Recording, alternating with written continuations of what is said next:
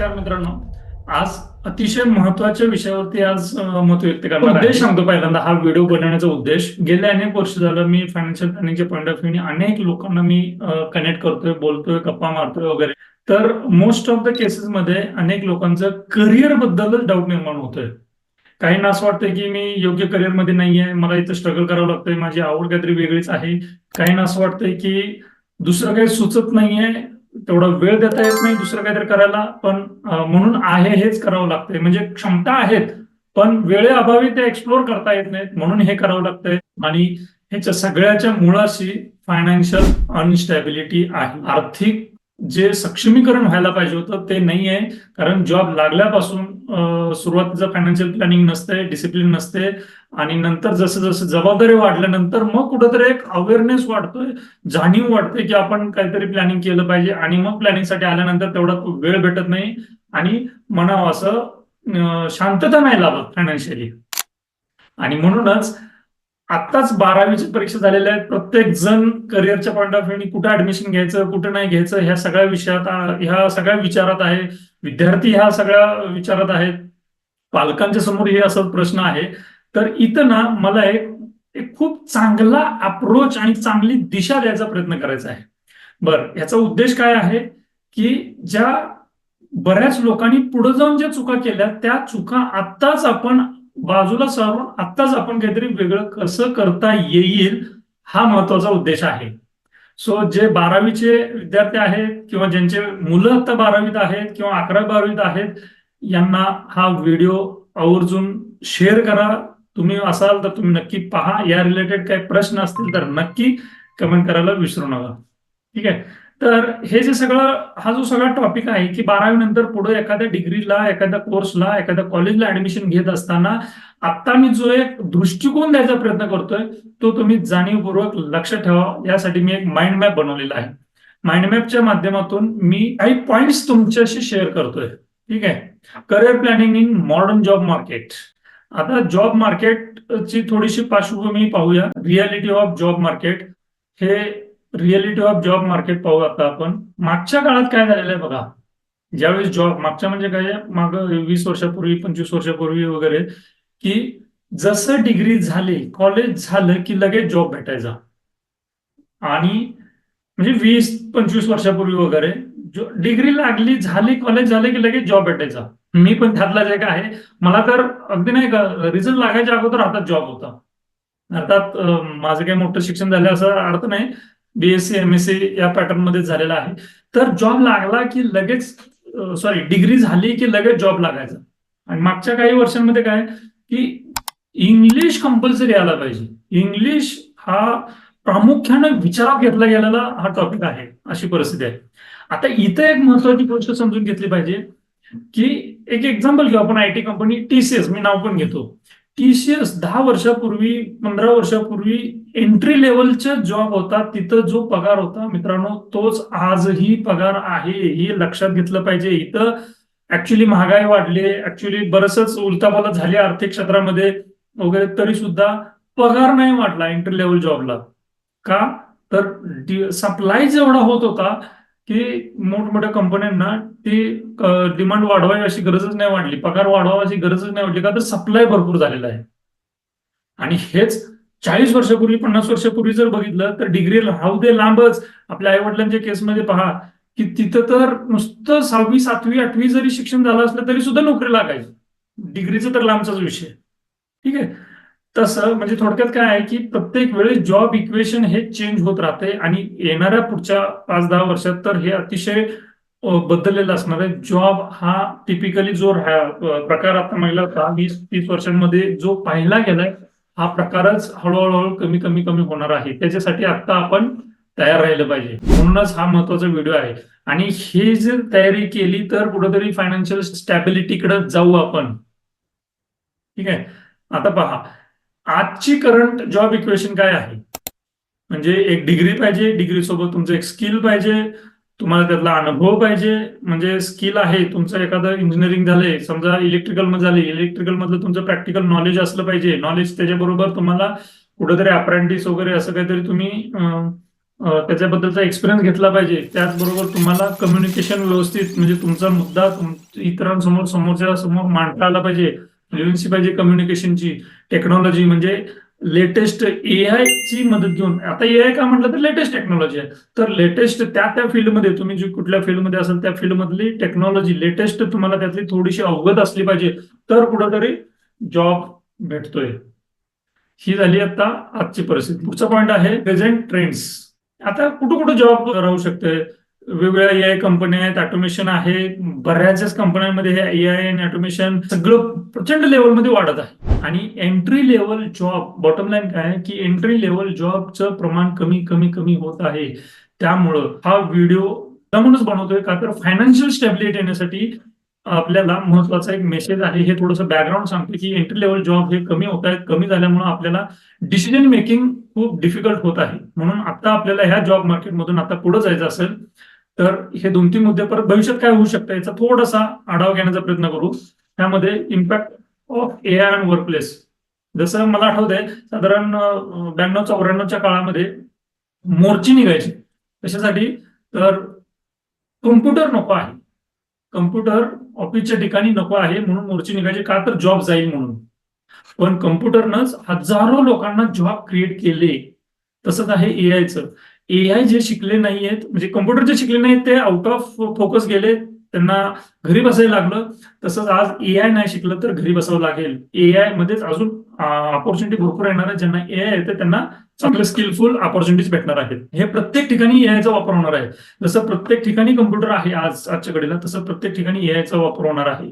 आता हे बऱ्याच ठिकाणी फ्युचर जॉब डिमांड भरपूर ठिकाणी आहे. एआय युजर म्हटलं ना तसं वापरणार आहेत. प्रॉब्लेम सॉल्व्हरची गरज आहे. ही तर म्हणजे अनादी काळापासून आहे की जो प्रॉब्लेम सॉल्व्ह करू शकतोय त्याच्याकडं 4 पैसे राहतात किंवा ऑपॉर्च्युनिटी राहतात. तसं आपल्याला काही करता येते का वगैरे वगैरे. आता हे डिटेलमध्ये याच्यात जात नाही की जिथं कुठं आपल्याला ऑपॉर्च्युनिटी आहेत. सेल्स, विक्री कौशल्य, ज्या व्यक्तीकडं खरंच खऱ्या अर्थानं पैसे किंवा कोणतेही विक्री कौशल्य आहे त्याच्याकडे पैशांचा कॅश फ्लो नक्कीच चांगला राहतो. का तर विक्री करणं प्रत्येक फील्डमध्ये अत्यंत सन्मानपूर्वक त्या व्यक्तीला सन्मानपूर्वक ट्रीट केलं जातं. बरोबर data analytics, content creator, financial adviser, health care professionals वगैरे ह्या ठिकाणी फ्युचर जॉब मार्केट आहे. याप्रमाणेच आपल्याला बॅकएंडला काहीतरी तयारी करून निर्णय घ्यायचा आहे. कशी तयारी करायची पुढच्या टॉपिकमध्ये मी शेअर करतो. आता केवळ जॉब डिग्री आहे म्हणून जॉब भेटणं हा जो माइंडसेट आहे हे विसरून जायला पाहिजे.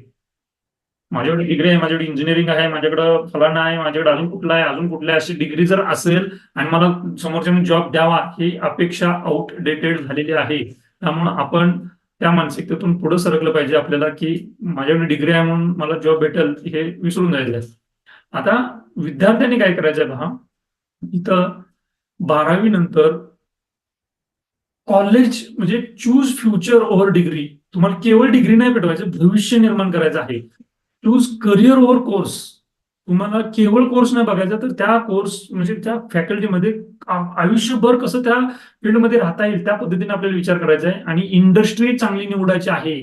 अगोदर एखाद्या कॉलेजमध्ये ऍडमिशन घेतलं तर तिथं फ्युचर होऊन जायचं. आता तसं नाहीये. इंडस्ट्री निवडायची आहे. त्या इंडस्ट्रीतला कोणता फॅक्टर आपल्याला गरजेचं आहे, त्या आता कोणती इंडस्ट्री बुमिंग आहे हे पाहिलं पाहिजे. याच्यासाठी पण तुम्ही टेक्नॉलॉजीचा विचार करू शकताय. आणि इंडस्ट्री निवडली तर मग त्या सेक्टरमध्ये आपण एखादं काहीतरी काम केलं तर त्या इंडस्ट्री बरोबरच आपली पण ग्रोथ होते. पुढचा पॉईंट आहे पालकांसाठीची सूचना. पालकांना एक महत्वाची सूचना अशी आहे की जे जुने पॅटर्न आहेत ते आपल्याला कुठेतरी बाजूला ठेवले पाहिजेत. वर्ल्ड म्हणजे जग हे खूप मोठ्या प्रमाणात बदललेलं आहे. जॉब मार्केट हे प्रचंड मोठ्या प्रमाणात बदललेलं आहे. स्किल्स बदललेले आहेत. असं म्हटलं जातं की एका व्यक्तीला त्याच्या आयुष्यभराच्या फेजमध्ये 6 वेळा नव्यानं शिकावं लागतंय. इतकं मोठं हे सगळं डायनामिक झालेलं आहे जॉब मार्केट. तर आपण कुठंतरी आग्रह करणे की कम्प्युटरला जा, कुठं एआयला हे कर ते कर, हे कुठंतरी तसं फिक्स पॅटर्न मध्येच विचार केला पाहिजे. ह्यातनं आपण बाहेर आलं पाहिजे. ही पालकांची जबाबदारी आहे की बाबा हे करिअर किंवा एक कोर्स घेतला तर त्याच कोर्समध्ये अख्खा आयुष्य सेट होऊ ही अपेक्षाच ठेवली नाही पाहिजे. सतत शिकण्याची मानसिकता निर्माण करण्यासाठी सतत आपण विद्यार्थ्याला किंवा मुलांना सपोर्ट कसा ठेवता येईल एवढंच आपल्या हातात आहे.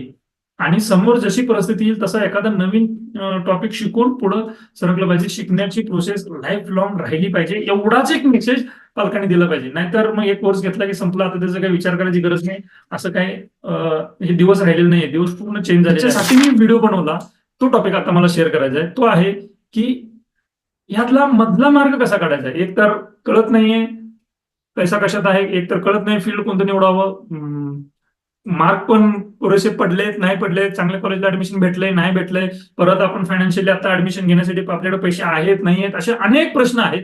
या सगळ्या प्रश्नांवरती मला आता ते महत्वाचं उत्तर तुमच्याकडे द्यायचं आहे. ते म्हणजे की एक युनिक पॉइंट व्ह्यू आहे माझा, की तुम्ही कुठलं कॉलेज निवडताय त्याच ते महत्वाचं अजिबात राहिलेलं नाही आजच्या काळामध्ये. आता तुम्ही कॉलेज सोबत पार्ट टाइम कुठलं काम करताय ते महत्वाचं आहे. त्या पार्ट टाइम कामातून तुम्हाला काय लक्षात येईल की तुम्ही ते आवडीनं करताय का, तुमची आवड निवड तिथं जोपासली जाईल. तुम्ही त्या पार्ट टाइम कॉलेजमध्ये म्हणजे एका बाजूला पार्ट टाइम कॉलेज जायचं, एक तर जमेल त्यावेळी जा किंवा रोज थोडं थोडं जा, असं कसंही ऍडजस्ट करून कॉलेज आणि अकॅडमिकचं इम्पॉर्टन्स कमी करून उरलेल्या वेळेमध्ये कसं एखाद्या इंडस्ट्रीमध्ये जाता येईल, कसं एखाद्या फॅक्टरीमध्ये जाता येईल, कसं एखाद्या शॉपमध्ये तिथं आपण एक अप्रेंटिस म्हणून आपण काम केलं पाहिजे आणि ते सगळं प्रॅक्टिकली अनुभव घेतला पाहिजे, हे शिकणं गरजेचं आहे. मग ह्या प्रोसेसमध्ये काय काय होईल, 2-3 गोष्टी होतील. एक, तुमच्याकडे 4 पैसे येतील, पैसे हाताळायला तुम्हाला शिकता येईल, स्वतःला डिसिजन घेता येईल पैशांवरती, पालकांवरती अवलंबून राहायची काही गरज नाही. पहिला मुद्दा झाला. मग यामध्येच इन्व्हेस्टमेंट पण सुरुवातीपासूनच करता येईल. आताच 17-18 वय असतं, ह्या स्टेज पासूनच इन्व्हेस्टमेंट करता येईल. त्याचबरोबर पैशा काही चुकीचे निर्णय झाले तरी सावरता येईल आपल्याला पैशांच्या बाबतीत. त्याचबरोबर अनुभव येईल, आपण ज्या फील्डमध्ये काम करतोय त्या फील्डमध्ये आपल्याला आवड आहे का नाही आहे का स्वतःला चेक करता येईल. आणि तिथं जर चांगलं मार्गदर्शन व्यवस्थित भेटलं तर तिथं एक्सेल करता येईल, म्हणजे नेक्स्ट लेवलला काय आपल्याला चांगलं भेटेल ते करता येईल. आणि ही खरं काळाची गरज आहे. एक्झाम्पल, आता इलेक्ट्रॉनिक्स डिपार्टमेंट, इलेक्ट्रॉनिक्स तुमचं टॉपिक असेल तर लगेच त्याच्या फॅक्टरीमध्ये जिथे इलेक्ट्रॉनिक्सचे उपकरणं बनवली जातात तिथं आपल्याला पार्ट टाइम काय भेटतंय का बघितलं पाहिजे. तिथं त्याच्या शॉपमध्ये काय कसे विक्री केले जातात प्रोडक्टचे ते पाहिलं पाहिजे. म्हणजे एंटायर चेन तुमच्या लक्षात येईल त्या प्रोडक्टचे, from raw material to finish product end user पर्यंत ही सगळी चेन तुमच्या डोळ्यासमोर येईल, लक्षात येईल. मग त्या चेनमध्ये फ्युचर आपलं कुठं दिसतंय का, कुठला धागा बनतोय का त्या फ्युचरमध्ये ते पाहिलं तुम्हाला वेळ भेटेल, स्वतःला जज करता येईल. हे सगळ्यात महत्वाचं आहे. आणि कुठलंही घ्या तुम्ही फील्ड, डिजिटल मार्केटिंगचं घ्या, ते पण तसंच आहे. पार्ट टाइम डिग्री करत कुठेतरी इंटर्नशिप करायचं, फ्रीलान्सिंग करायचं, एआय वेगवेगळे टूल्स असतात ते शिकायचे. आणि हे सगळं ना 3 वर्ष जोपर्यंत कॉलेज चालतंय तोपर्यंत हे सगळं करायचं. एकदा का ह्या सगळ्या गोष्टी की आपलं कॉलेज करत करत, डिग्री करत करत, अभ्यास करत करत हे प्रॅक्टिकली अनुभव घेणं गरजेचं आहे. आणि तोच खरा अप्रोच आत्ताच्या परिस्थितीमध्ये महत्वाचा आहे. तर कुठेतरी ज्यावेळेस डिग्री होऊन तुम्ही मार्केटमध्ये याल ना, त्यावेळेस तुमच्याकडे डिग्री असेल, एक्सपिरियन्स असेल, स्किल असेल आणि पैसे हाताळल्यामुळे तुमचा कॉन्फिडन्स पण चांगला असेल, की ज्या कॉन्फिडन्सच्या आधारे तुम्ही समोरच्या बिझनेस असेल किंवा जॉब असेल समोरच्या पार्टीकडे तुम्ही स्ट्रॉंगली डिमांड करू शकताय. केवळ कॉलेज करत करत पुढे जायचं जर अप्रोच असेल तो थोडासा डिफिकल्ट आहे. आता इथं तुम्हाला प्रश्न पडला असेल की कॉलेज पण करायचं आहे आणि बाहेर पार्ट टाइम वगैरे असं काहीतरी करायचं आहे, हे सगळं बॅलन्स कसं करायचं. हेच तर स्किल आहे. इथं तुम्हाला तुमच्या वेळेचा चांगला वापर करता आला पाहिजे. मोबाईल, सोशल मीडिया वगैरे इथला वेळ कमी वापरून इकडं थोडं फोकस करता आला पाहिजे. करता येतं तरच कुठंतरी मोठ्या गोष्टी आपल्या आयुष्यात घडणार आहेत. केवळ आपण टाइमपास करत बसलो तर म्हणणारच ना आपण की नाही जमत मला म्हणून वगैरे. टाइमपास न करता फोकसली करता आलं पाहिजे. तर आपले सॉफ्ट स्किल्स डेव्हलप होतात. टाइम मॅनेजमेंट असेल, डिसिजन मेकिंग असेल, नंतर व्यायाम करून आपलं एनर्जी टिकवणं असेल, व्यायाम केला आपली तब्येत मेंटेन राहिली तरच कुठेतरी हे सगळं एक्स्ट्राचं आपल्याकडनं आउटपुट देता येणार आहे. हे सगळं त्या 3 वर्षात आपल्याला शिकता आलं पाहिजे. आणि ह्यासाठी जसं डिग्रीला कॉलेजला ऍडमिशन घेतलंय, पार्ट टाइम काहीतरी करताय, त्याचबरोबर ह्यासाठी ना एक मेंटर सोबत असणं गरजेचं आहे. मग तो तुम्हाला माइंडसेट शिकवेल, तो तुम्हाला स्किल सेट शिकवेल, तो तुम्हाला फायनान्शियल मॅनेजमेंटचं शिकवेल. या मेंटरच्या बोटाला पकडून आपल्याला पुढे जाता आलं पाहिजे. आणि हाच अप्रोच आत्ताच्या काळात 12 नंतर विद्यार्थ्यांनी तसेच पालकांनीही लक्षात ठेवा, ह्यासाठीच हा व्हिडिओ बनवलेला आहे. सो ह्यामध्ये खूप फायदे आहेत जर तुम्ही हा कॉन्शियसली ह्या दृष्टीने विचार केला तर. आणि नाही केला तर मग ते रे माझ्या मागल्या असं म्हणत आपण टिपिकली जे पटडीतलं शिक्षण चाललंय ते करत, पटडीतलं जॉब मार्केटमध्ये बायोडाटा फिरत फिरत फिरत काय कोण भेटते का बघावं लागेल. आणि जो 10 वर्षापूर्वी 15 वर्षापूर्वी जो एंट्री पॉईंटचं पेमेंट आहे त्याच पेमेंटवरती आपल्याला करिअर स्टार्ट करावं लागेल. हा मित्रांनो अतिशय महत्वाचा आहे. थोडंसं आउट ऑफ बॉक्स विचार करून आणि प्रॅक्टिकली त्या गोष्टी कशा योग्य आहेत हे मांडण्याचा प्रयत्न केलेला आहे. बरं, आता तुम्हाला प्रश्न पडेल की हे सगळं एकदमच नवीन आहे का? अजिबात नाही. कॉलेज करत करत जॉब करणारी अनेक लोक आहेत आणि खास करून मुंबई प्रांतामध्ये तर प्रचंड आहेत. त्यांना तर कंपल्सरी कष्ट करणं आणि तो रोजचा खर्च स्वतः भागवणं हे अनेकांना तिथं कंपल्सरी येते. त्यामुळे ते अनेक लोक जॉब करत करत शिक्षण घेत असतात. मग तसं आता ही काळाची गरज आहे. तोच पॅटर्न आता आपल्याला अगदी खेड्यापाड्यापर्यंत आपल्याला हा रुजवावा लागणार आहे. मुंबईमध्ये कंपल्सरी असतंय घर खर्च, दैनंदिन खर्च भागवणं. गावाकडे तसं काही नसतं, एवढं काही कंपल्शन येत नाही. पण तरी सुद्धा जर आपण त्या अप्रोचनी जर आपण धाडस केलं तर कुठेतरी हातात कॉलेज पूर्ण होईपर्यंत एक महत्वाची गोष्ट हातात भेटणार आहे. डिग्री, स्किल, नॉलेज, कम्युनिकेशन आणि त्याचबरोबर पैसा. या सगळ्या गोष्टी भेटायच्या असेल तर हा अप्रोच योग्य वाटतं असं मला वाटतं. तुम्हाला काय वाटतं ते तुम्ही नक्कीच कमेंट करा. या रिलेटेड काही प्रश्न असतील तर नक्की प्रश्न विचारा. आम्ही सपोर्ट करायला आहोतच. धन्यवाद.